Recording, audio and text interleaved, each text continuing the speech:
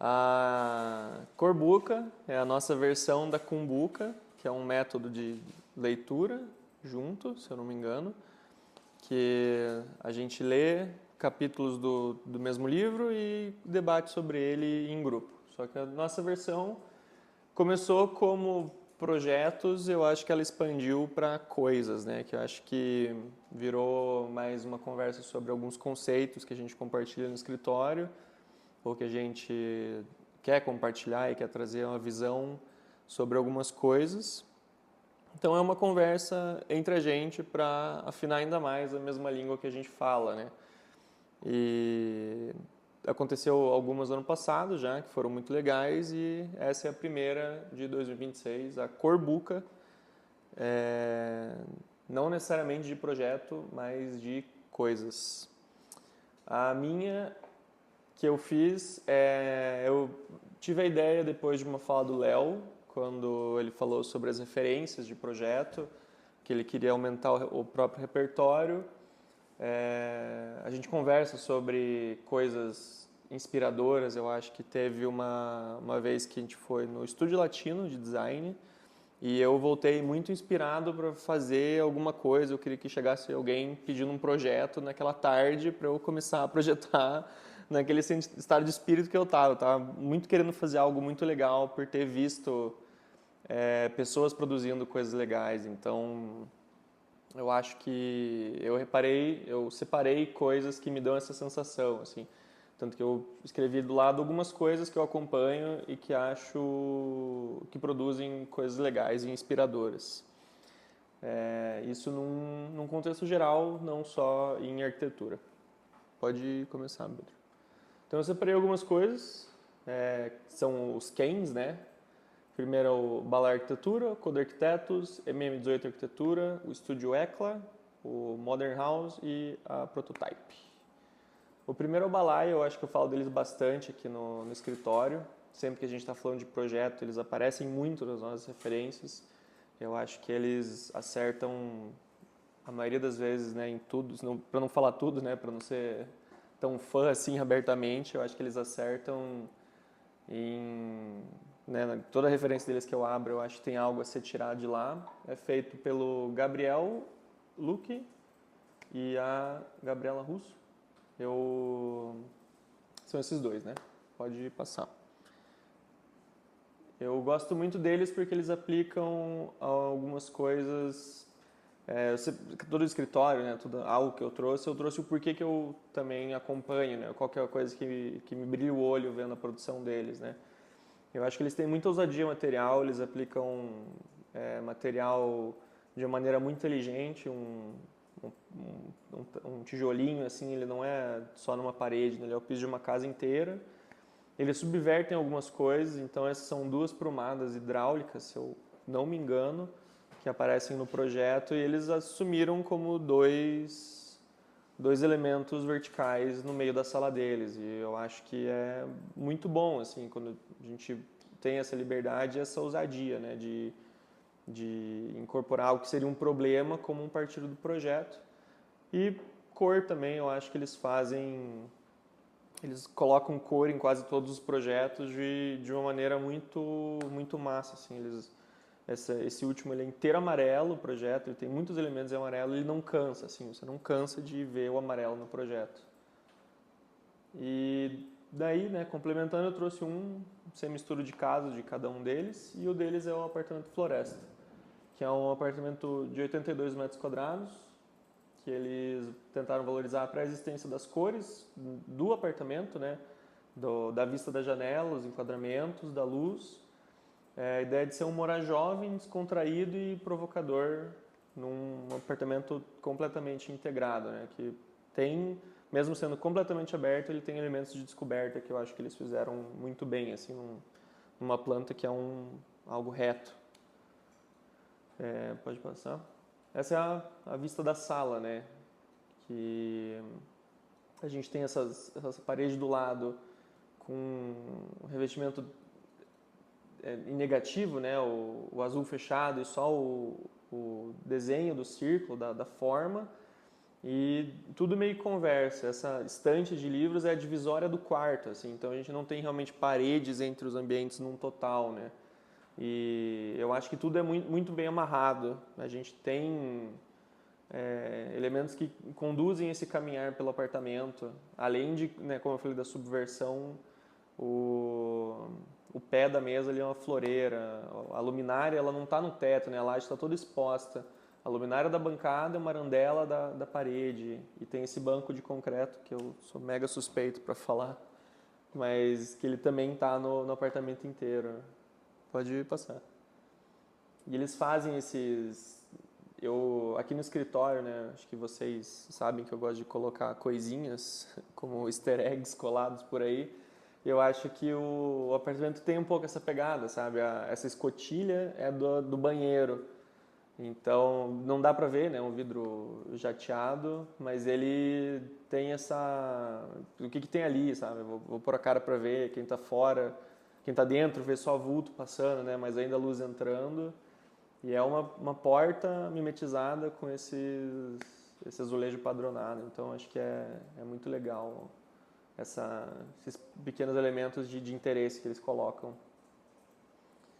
E os banheiros também são, né, quando você abre essas portas brancas, você tem ambientes simples, mas carregados ainda do que é o apartamento, né, com esse piso verde de ladrilho que entra, é uma pia esculpida de pedra quebrada. Eu acho que é simples, mas muito legal, assim, conversa muito com o apartamento, de ser algo mais ousado, né? Até nos banheiros. O quarto também, né? Como eu falei, é uma planta inteira aberta, um cômodo menor, mas tem todos os elementos que acontecem no resto do apartamento, né? O banco na janela, que tem armário embaixo, essa luminária presa no pilar de concreto, que o fio desce, ele é um elemento, com a tomada no chão, e você pode ver da sala, pode ver a sala do seu quarto. Eu acho que a cabeceira também é o mesmo material do piso, que é um canteiro também. Eu acho que eles conseguem trabalhar muito bem esses detalhes de projeto, que é uma forma que eu gosto muito, assim, eu sou muito fã da, da produção deles, e é muito carregado esse daí, principalmente. Tem até uma foto que eu não coloquei, que parte da decoração são 3 polaroids e uma do aniversário do cachorro, do casal do apartamento, né, do dono. Então é muito massa. Eles têm um cuidado também com decoração na hora das fotos, na hora de escolha do mobiliário. Eu vejo que é algo muito bem amarrado, assim, né? E me inspira demais ver as produções deles, né? Eu acho que eles conseguem tocar em coisas que a gente está sempre falando, que é um projeto cheio de personalidade, cheio de detalhe, mas ele não é um projeto rebuscado, né? Ele não é um projeto muito carregado de elementos, de marcenaria e de ferragem. Ele é um projeto simples, mas muito bem pensado, né? Ele é muito elaborado em todas as coisas que ele tem, né? O desenho da luminária que vem lá do canto, e ela é articulada e vem até a mesa de jantar no meio da sala. Eu acho que me inspira demais. É um ótimo exemplo. O próximo também que aparece bastante aqui quando a gente está falando de projeto é o CODA Arquitetura, que é o Coletivo de Design e Arquitetura, do escritório de Brasília. Eu coloquei de lado a foto deles porque são muitas pessoas. Eu acho que é muito legal ver, pensando, né, no nosso futuro, em crescimento, ver um escritório desse tamanho, que tem uma produção muito consistente em qualidade e em ideal. Eu acho que eles têm uma visão de arquitetura muito única que eles conseguem exprimir sempre nos projetos deles, né? E quem lidera o escritório é um dos fundadores, que é o Pedro Grillo. E eu gosto deles. Acho que uma das coisas, né, que eu mais admiro neles é o cuidado com os detalhes, assim. Essa prateleira que né, uma adaptação dos Cavaleiros de Cristal da Lina, que estão no MASP, eu acho que é genial, assim. Eles fazem muito bloco de cor, que é algo que a gente explora bastante, mas sem ser só uma cor sólida, né? Eu recortei o bloco de cor nessa foto da esquerda, mas o resto do apartamento ele é todo branco, então você tem muito esse contraste, algo mega carregado, esse piso escuro, esse móvel de madeira escura, contrastando com o apartamento super leve do outro lado, assim, ele não precisa ter uma cor só para ser um bloco de cor. E decoração também, eu acho que eles são mega rigorosos na ambientação e levam muito em consideração a decoração que vai estar lá, o que eles querem que esteja. E eu acho que esse é o apartamento galeria, o da terceira foto, se eu não me engano esse é o nome do apartamento.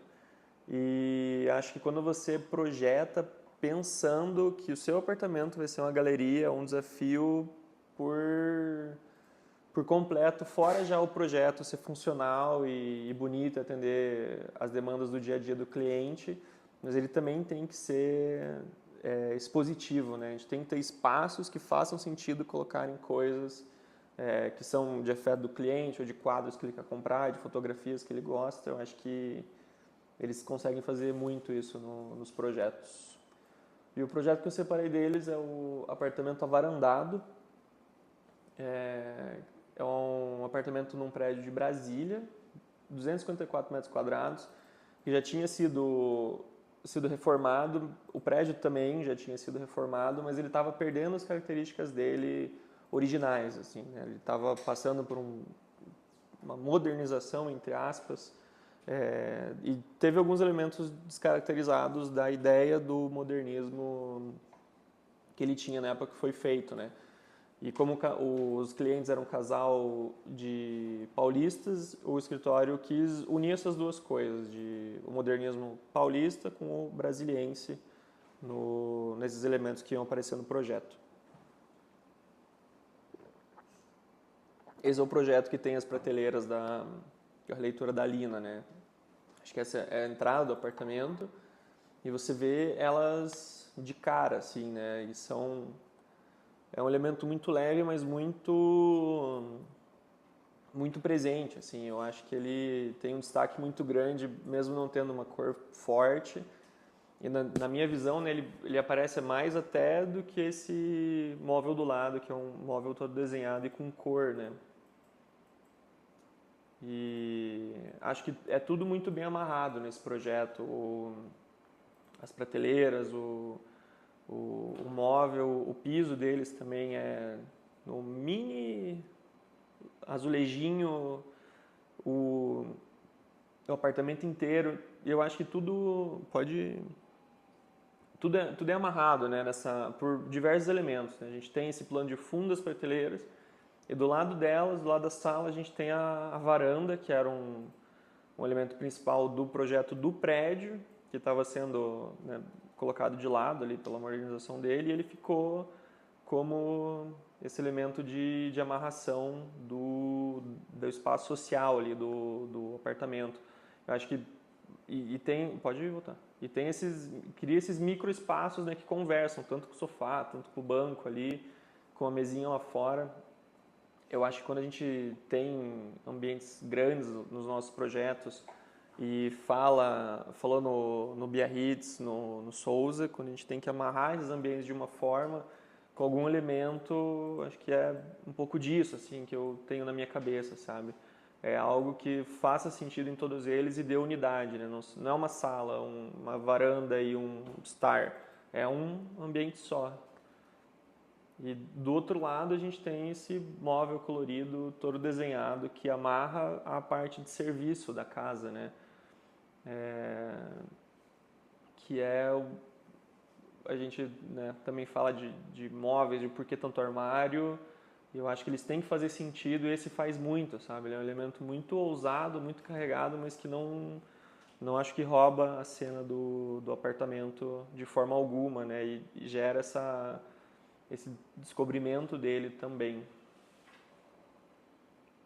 E daí a gente tem, né, esses dois elementos principais do apartamento, o móvel e as prateleiras, conversando com um fundo mega neutro, né? É um piso, por mais que ele seja uma textura, ele é clarinho, acho que a uniformidade dele faz sumir na vista.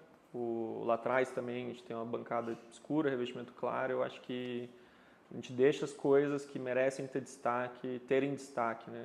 que a gente fala bastante aqui também quando está projetando. Pode passar. E daí uma vista dela das coisas acesas, né? Eu acho que iluminação, a gente tem batido muito sobre o peso dela e o que deve ser iluminado, e eu acho que eles conseguem muito também, assim, não pesar a mão e essas coisas à noite perderem o foco, né? O projeto continua com o mesmo partido, com as mesmas ideias, mesmo de noite, com todas as luzes acesas. Eu acho que algo que a gente tem tentado se aprofundar aqui no escritório também, e esse é um ótimo exemplo de, mesmo quando, né, a situação é outra, a gente não tem aquela luz dramática do sol entrando e batendo no móvel, como esses elementos vão continuar em destaque ao máximo com uma iluminação artificial que a gente vai desenhar, né? E a gente tem total controle. E dentro do móvel, né, a gente tem os banheiros que carregam essa riqueza de detalhes também, né? Os puxadores em madeira, não o mesmo ladrilho do piso, mas tem outro azulejinho na parede. Eu acho que eles sabem, é tudo muito bem detalhado, assim, a riqueza de detalhes é enorme. Eu bato muito nessa tecla do detalhe, que ele tem que ser intencional, que ele tem que ter um porquê, e eu acho que eles traduzem isso de uma maneira incrível, assim, eu gosto demais do trabalho deles. O próximo é o MM18, Arquitetura, da Mila Strauss e do Marcos Paulo. O escritório de São Paulo, eles fazem todo tipo de tipologia, mas eu sou muito fã da produção comercial deles, acho que até o carro-chefe, né, do escritório, mas eu sou muito fã, assim, eles falam que tentam criar espaços de encontro e conexão, e eu acho que eles conseguem demais, assim, e encontros únicos até. Eles fazem restaurantes com propósito, bares com propósito. Eu acho que quando você está fazendo um ambiente comercial, ainda mais quando ele tem a mesma tipologia, traduzir a ideia do ambiente, né, o tipo de encontro que vai acontecer lá é algo muito importante. Eles conseguem demais, assim. Eu gosto muito do trabalho deles e tem uma lista de lugares de São Paulo que eu quero conhecer que eles fizeram. E eu acho que eles integram muito a identidade dos estabelecimentos, né? Então, tem fugiu o nome desse bar, Virgínia, e ele é tudo é amarrado no projeto, né? O design gráfico, as peças expostas, o mobiliário. Eu acho que eles brincam muito com iluminação, diferente do último exemplo que eu mostrei, de valorizar as coisas, né, que precisam ser valorizadas. Acho que é uma iluminação muito mais provocante que eles fazem. Acho que eles têm sacadas muito boas com um elemento luminoso, não precisa ser uma arandela, não precisa ser uma luminária, um pendente. E eles trabalham muito materialidade, e eu acho incrível, assim, como eles subvertem, né, o uso dos materiais. Acho que o material, a gente falou até em outra Corbuco, o material é um material para ser utilizado. Ele não é um vidro, não é o tijolo de vidro, que é o nosso querido. Ele não é o que é um tijolo de vidro, né? Ele pode ser qualquer coisa aplicado no projeto. Eu acho que eles exploram muito isso. Pode passar. E eu trouxe o projeto deles, o Bar dos Arcos, que é um projeto vencedor de concurso para ocupar o subsolo do Teatro Municipal. Tem vários ambientes no Teatro Municipal que receberam reforma, e eles ganharam o concurso do Bar dos Arcos. Que eu, voltando, né, da iluminação e do elemento, acho que é incrível como as mesas são as luminárias principais do lugar, né? As diretas, a gente pode dizer, porque o resto é tudo iluminação indireta. Então, a gente tem essa linha de mesas acesas pelo bar todo, que conduz o trajeto, né? Tipo, te leva a cantos do bar subterrâneo, que é todo um ambiente de exploração, né? E daí eles têm esses cantinhos, né? Onde os músicos tocam, onde tem uma piscina de bolinhas. E é tudo em volta dessa mesa brilhante, dessas mesas brilhantes, né? Eu acho que eles traduzem muito esse espírito da, da descoberta do que é o material, do que é o móvel, e do que é a ocupação de um ambiente subterrâneo com vários arcos, né? O que a gente vai pintar todos eles de branco, a gente vai deixar exposto e você vai circundar, guiado por uma linha, né, de luz em volta deles. Então acho que essa valorização muito massa de onde eles fizeram o projeto. E a inspiração vem daí, né? Eu acho que isso é muito legal, que a gente fala também aqui que a inspiração de projeto não precisa vir de arquitetura. Eu acho que tudo é inspiração, desde uma pintura, um filme, uma música, e é muito legal ver essa tradução da mesa, do iluminado, para a mesa do bar. Pode passar. Esse paralelo, né, super direto aí com o iluminado, né? Eles falam que pode passar, que eles queriam criar esse labirinto de mesas acesas, que também é total referência. Eu acho isso incrível, assim, uma analogia muito massa de projeto, né? Vendo que a inspiração ela vem de qualquer coisa, né? Vem de coisas que te inspiram, não só de outros projetos. E eu acho que quem traduz isso muito bem é um escritório francês, o estúdio Eclat, se for essa a pronúncia. Não achei o nome dos 4, mas eles são uma equipe multidisciplinar, eles são arquitetos, designers e isso. E acho que eles traduzem muito bem essa inspiração de outras fontes, assim. Eu acho que eles eles fazem muito comercial também, e quando eles projetam, deixam muito claro da onde que eles estão tirando as ideias que eles estão tendo, da onde que está vindo a intenção de projeto deles, mas sem perder de volta a identidade do estabelecimento. Acho que eles conseguem traduzir isso muito à visão deles. Eu gosto muito, eu chamei de pop-ups, mas todas as lojas que eles fazem, elas parecem que elas pularam assim na cidade, né? A gente tem um europeu, né? Um ambiente super tradicional e renascentista, e edifícios muito antigos, e tem a legislação para fazer fachada, lá principalmente comercial, é muito rígida. E eu acho que eles conseguem contornar isso fazendo coisas muito originais e que saltam mesmo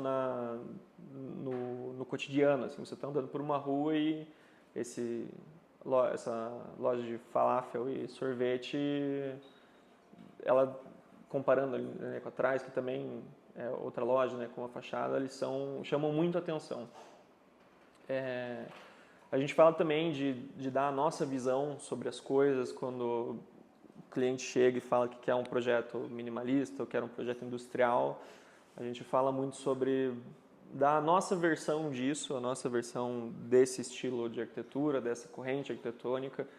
A gente não vai fazer, né, tá aqui, seu projeto minimalista. Acho que essa é a nossa visão do minimalismo. Eu acho que eles conseguem fazer isso com os ideais das marcas que eles trabalham, né? Então, eu coloquei junção de ideais, que eu acho que eles não perdem as coisas que eles acreditam, mas também não deixam de traduzir as vontades da marca, ou a identidade da marca, e nos trabalhos deles, né? E eu chamei de ludicidade, eu não sei se esse é o termo certo, mas eles fazem ambientes muito lúdicos, eles brincam muito com luz, com cor, e eu acho que é de uma maneira que não cansa, assim, você não acha caricato também, é interessante, é legal de ver, não cai no instagramável, né, que é terrível, espaço instagramável. Acho que eles fazem, mas por consequência, né, não é o objetivo deles que o espaço seja instagramável. E o projeto deles que eu trouxe é o Mama Dumpling, É um restaurante chinês e eles têm essa proposta de resgatar a sensação da comida chinesa, das receitas tradicionais. E eles tiveram, né, o intuito de todo o mobiliário, luminário, utensílio fosse importado da China, que hoje não é difícil, mas é muito legal que tenha tido esse empenho, né, de garantir que todas as coisas fossem originárias da China. De volta, né, a ideia da fachada, eu acho que ela salta muito num prédio super antigo, numa pedra tradicional de Bordeaux também, que as fachadas têm que seguir essa pedra, é uma pedrinha amarela, fugiu o nome dela, mas toda construção, fachada, tem que seguir pelo menos o primeiro andar certas cores e tem que ter essa pedra. Então, acho que eles não são limitados por essa legislação. Acho que eles conseguem tirar o melhor dos projetos deles, né? A gente sempre fala que os melhores projetos nascem das condições mais desafiadoras e eu acho que as fachadas deles provam muito isso.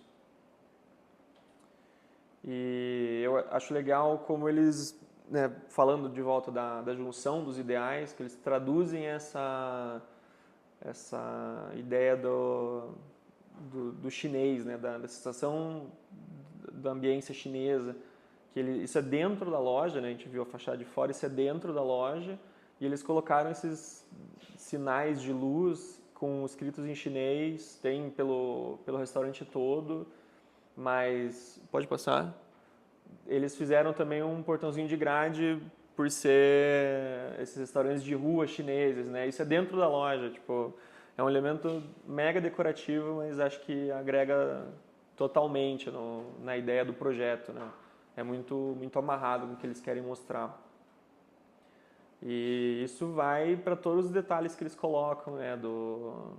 Desse piso de mahjong, eu acho que é mahjong, né, o jogo, e os bancos, né, na coloração vermelha também com mais materialidade, vários posters chineses na parede. Acho que é muita ideia desse restaurante de rua, uma decoração muito marcante, muito vermelho, luz, e eles conseguem traduzir, né? E eu acho legal que eles trazem essas ideias de inspiração que são cartazes, são ilustrações. Foi daí que surgiu o projeto deles, né? Não de outro projeto, né? Não, acho que a inspiração ela vem de qualquer coisa. Então, acho legal que eles deixam isso muito claro. E, né, como eu comentei que eles são uma equipe disciplinar, eles fazem também a identidade gráfica dos empreendimentos que eles trabalham, né? Que esse é o saquinho do restaurante, pode passar. Eles fizeram a camiseta também dos funcionários, o menu, né, o cardápio. Eu acho que a gente fala, né, do Patras, como ele seria se ele fosse uma roupa ou uma pessoa. Eu acho muito legal que eles, né, pelo trabalho deles, ter essa multidisciplinaridade, eles exploram isso mesmo, né? Como que é a camiseta do funcionário do Mama Dumpling, qual que é o menu, né? Eu acho isso muito legal e de volta, né? É um ponto de inspiração, é a tradução da inspiração do projeto arquitetônico em outras coisas, como seria a camiseta do Patras ou do Biarritz ou do Souza, se eles fossem camisetas, né, ou casacos, ou que tipo de roupa seria. Então, eu acho que isso também é uma tradução da inspiração, né? Eu acho isso que eles fazem de uma maneira incrível. O próximo é o Modern House, falando de volta que inspiração não precisa vir de um projeto específico ou de um escritório. Eles são uma imobiliária do Reino Unido que tem uma curadoria muito massa de apartamentos e casas e eles não se envolvem, muito parecido com o que o Refúgios Urbanos faz em São Paulo, mas com, né, outro contexto do país, né? O que eu gosto muito deles é que eles sempre colocam casas, apartamentos diferentes. Assim, eles têm essa curadoria muito forte de lugares diferentes para morar, não só um apartamento vazio ou com uma semi-marcenaria feita, como a gente vê muito aqui, né, a rodo, imobiliárias. Eles procuram lugares com essas intenções e até em ícones de arquitetura, né?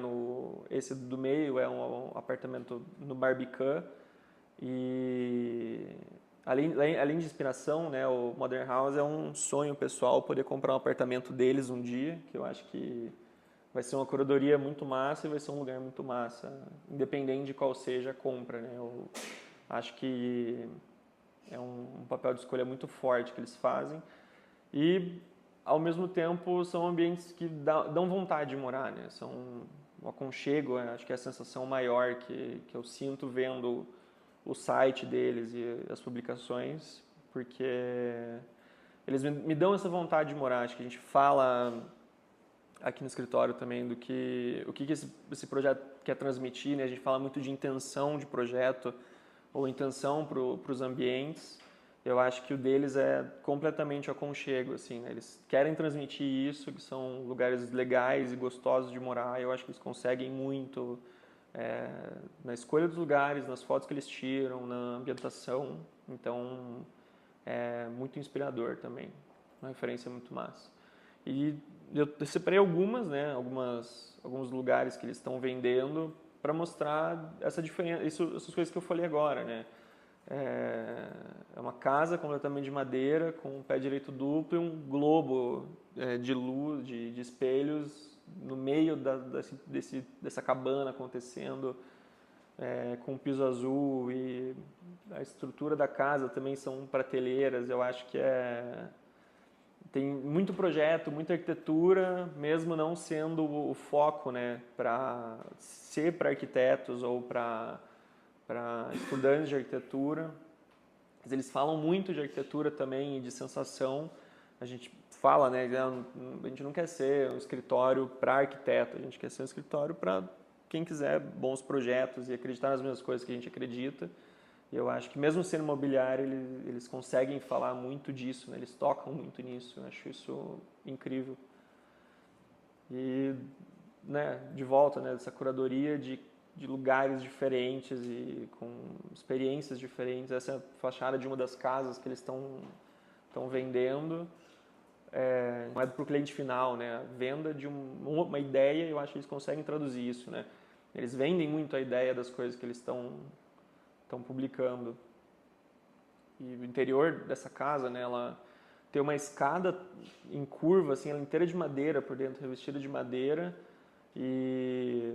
mas ela não perde para a fachada, né? Ela é toda, tem rasgos de luz nela inteira, prateleiras no vão, você anda, né, sobre o vidro e enxerga embaixo, que é muito uma característica das casas do Reino Unido, é ter ser um terreno espremido com vários andares, e como eles se conectam, acho que aparece muito, né, nessa casa, e de maneiras diferentes, né? Não é só uma escada que sobe. Pode passar. E também nas publicações deles, assim, como eles falam do que eles estão publicando de uma outra forma, sabe? Uma casa no meio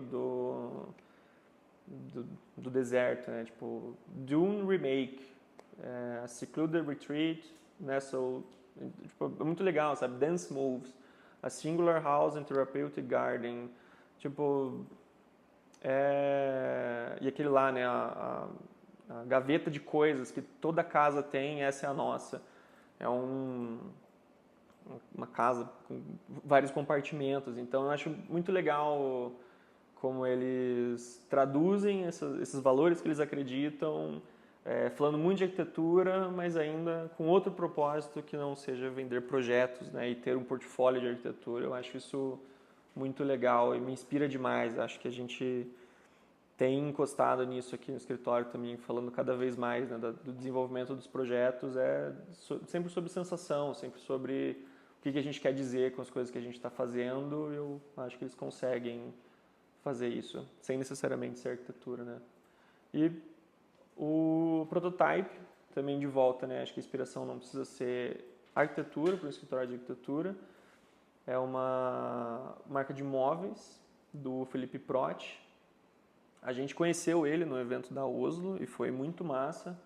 Eu, desde então, sou super fã e acho que a história, né, de como surgiu a Prototype, que ele conta que foi a vontade de fazer, de produzir os móveis, mas não poder produzir pelas lojas não quererem fazer, né? Ah, não vou fazer um móvel de graça para você. Ah, mas é um protótipo, então. Ah, protótipo a gente faz. Então, vamos fazer vários protótipos. E surgiu daí o nome. Eu acho que ele tem uma visão. Ele é a esposa, né? Eles que são cabeça da Prototype. Eles têm uma visão muito massa de design, de como o que significa o móvel que ele faz, né? Tudo com muita intenção. Eu acho que isso é muito inspirador, né? Uma referência muito legal. Alguns exemplos dos móveis dele, né? Que eu acho que traduz as coisas que eu admiro muito, que são combinação de texturas. A maioria dos móveis dele, né, não é estofado do mesmo material e tanto a estrutura, né, quanto o apoio, ele sempre tem essa diferença. Eu acho isso incrível, né? A gente fala de qual que é o móvel, qual que é o projeto que nasce na cabeça do algo com tanta personalização. Eu acho legal que eles defendam que o deles não é um móvel todo de couro, né? Um móvel com elementos de couro. Materialidade também, eles abraçam muito isso. Tem móveis que são só estruturas metálicas, eles são isso. Isso é uma banqueta e ela é uma estrutura metálica. Ela não precisa de um assento, não precisa de algo a mais. Ela é a própria estrutura, é o próprio objeto. E o desenho dele, que é mega rebuscado, eu acho que ele tem formas muito não óbvias, mas que funcionam muito, assim, é muito elegante e muita personalidade, né, sem ser extravagante. E a forma como eles publicam os próprios, a própria produção, sabe? Eu acho que é tudo muito pensado para passar a ideia da marca. As peças publicitárias deles também, essa cadeira, tem o encosto e o assento de estofado, mas a estrutura dela é toda de ferro, né? De aço. A gente viu ela na Oslo, ela tinha outro acabamento, mas eu acho muito legal que o cartão deles é essa super polida, assim, eu acho que é meio futurista, eu acho que fala muito, né, do que eles querem dizer quando essa é a escolha da cadeira deles de publicidade, né? E daí ela inserida num projeto, não é só uma sala num apartamento qualquer, né? Acho que é um projeto que tem as mesmas ideias de personalidade forte, de intencionalidade, usando os móveis da marca, né? E as peças promocionais deles, né? Que acho que você mostrar a sua cadeira, né, nesse cenário que ela quase desaparece, né? Quando essa a sua forma de divulgar ela, acho que fala demais das suas intenções com ela, né? Da ideia da marca, do que essa poltrona deve ser no ambiente. E eles têm essa ideia da publicidade ousada, assim, eu acho isso muito legal, que não é uma marca para qualquer um, assim, né? Por traduzir, acho que é uma marca para quem carrega os mesmos ideais deles. Eu acho que isso é muito massa, assumir como ideia da empresa. De volta, né, inspiração de filmes e de outras coisas. Eu acho que comparando com a outra da cadeira, que é só, ou de outras lojas de imóveis, que é só uma foto dela num fundo branco, colocar numa cena de um filme, num cenário montado, de volta, num papel secundário, é muito intencional, né? Carrega muito a ideia dele sobre a própria publicidade, sobre o móvel. E também, né, muito carregado com moda. E quem é a pessoa que senta nessa cadeira, né? Se você for criar o personagem de volta, né? Voltando, né? Que a gente falou do Patras e do Estúdio Ekla, né? Quem que é a pessoa que senta nessa cadeira? Essa cadeira está na casa de que tipo de pessoa, né? Eu acho que isso é muito legal. Obrigado. Essa é a minha corbuca de hoje.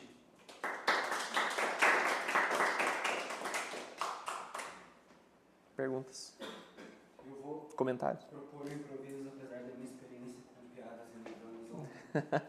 Alguém teria mais de uma pergunta ou mais de um comentário, quisesse falar um pouco mais além de perguntar? Porque eu sugeri a gente, de repente, puxar o sofá e conversar um pouco mais do que só uma pergunta, uma resposta. Legal. O que vocês acham? Sim? Não? Eu tenho um comentário reflexivo. Tá. Expor já? Expõe. Puxa, pega a Maiara, puxa o sofá e põe ele no quadro. Vamos. Mais alguém? Por favor, alguém? Alguém me ajuda com o sofá? Pôr o sofá ali no lugar de volta.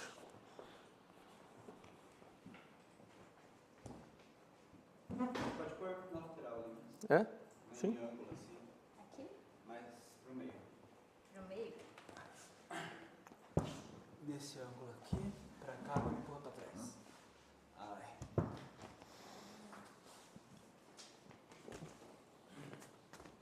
E o Lucas pode ir pra cadeira um pouco mais pra frente. Ai, no divã, não. Divã. Eu devia ter ido no contra-roupa, eu sabia que a gente ia gravar. Tá. Calma aí. E pega o microfone do Instagram também, pra perguntar. Fala com os dois. Lucas.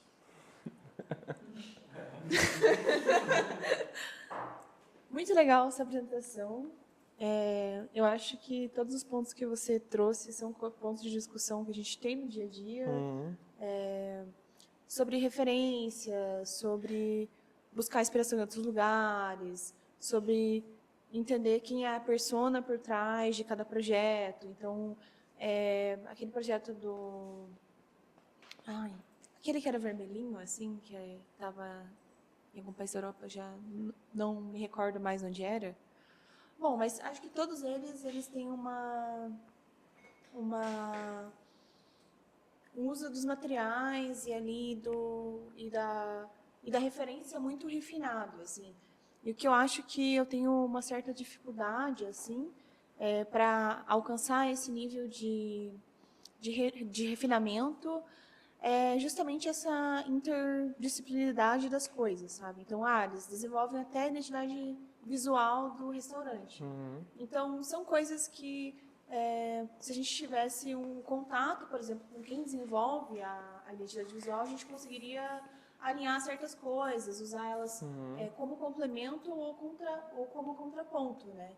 Então, eu achei isso super legal, porque eu acho que isso dá uma ligação, uma amarra mais forte, assim, sabe? Como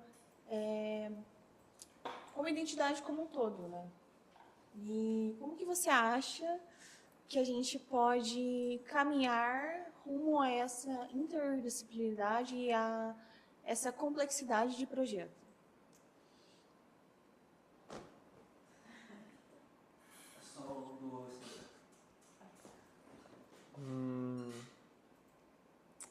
Eu não sei se eu tenho uma resposta para isso. Eu acho que começa com certeza das nossas referências, né?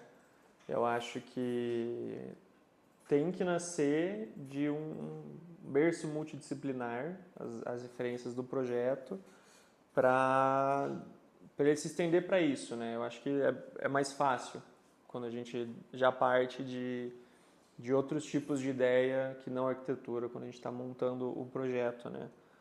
Mas acho que vem muito da demanda também, assim, eu tenho certeza que foi uma demanda do projeto esticar para camiseta, identidade visual da loja, mas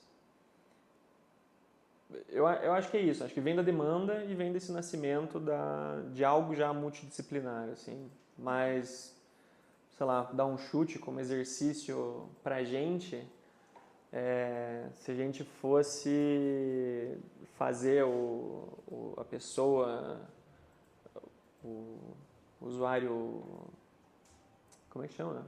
o Persona. persona do projeto, né, de quem vai usar ele, eu acho que já é tentar entender ele de forma mais multidisciplinar, né? Acho que dos gostos da pessoa, o que tem que aparecer nesse projeto. O canto do vinil é um quadro grande, é um espaço para tirar foto para o Instagram dentro do apartamento. Me lembrou o elevador fake da Malu Borges. O elevador fake. É isso aí, sabe? Eu acho que já é algo mais. Já é multidisciplinar, né? Sem tocar em identidade visual.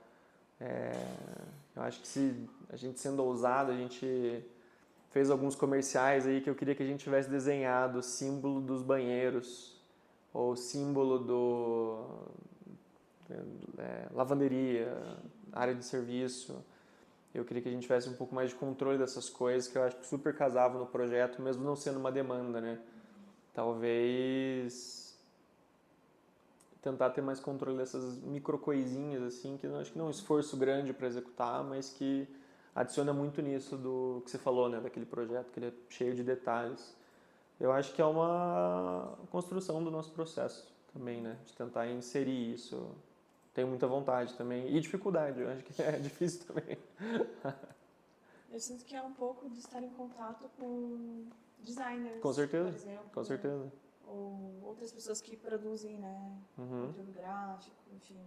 Completamente. Outros profissionais. Acho que sim. É Ok. isso. Não é por falta de designer também.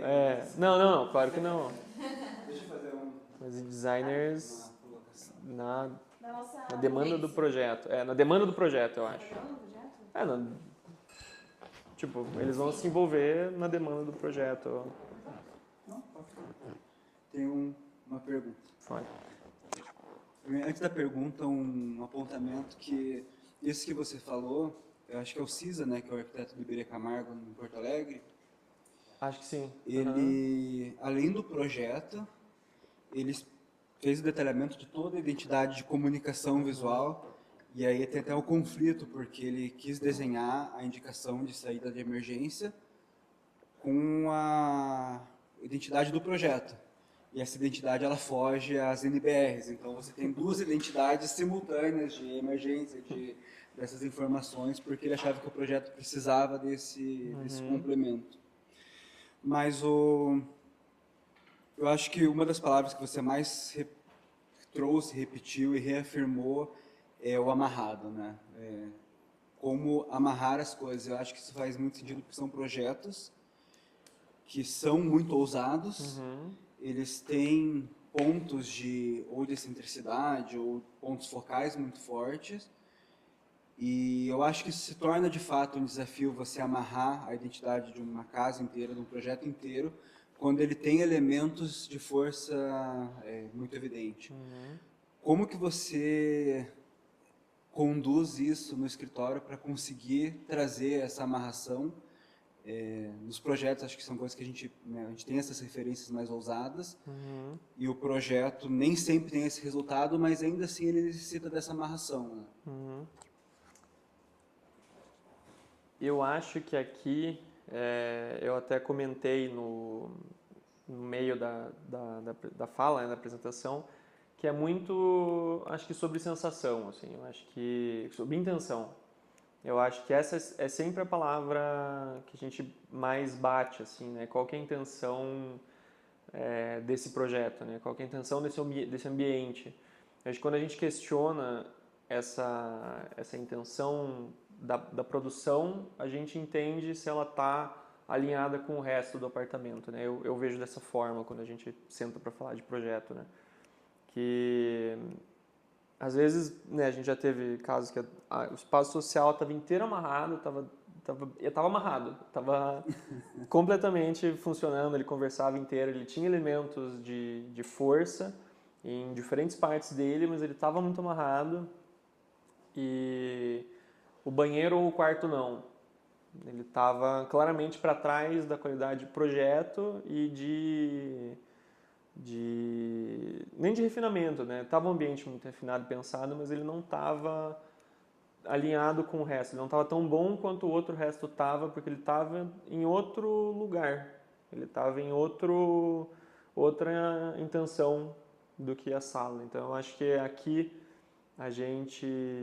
eu questiono muito isso, né? As intenções de projeto, a intenção do ambiente, a intenção de cada detalhe.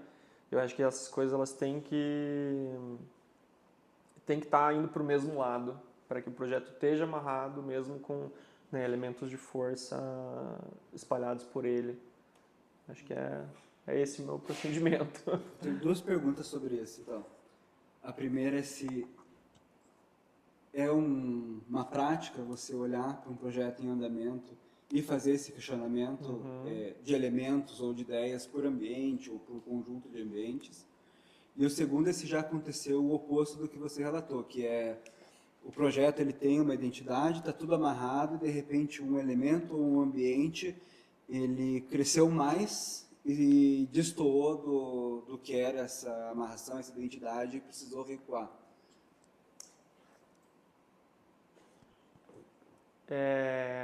A primeira eu acho que é a primeira pergunta, né, sobre se é algo do processo que eu questiono sempre, né, de todos os ambientes.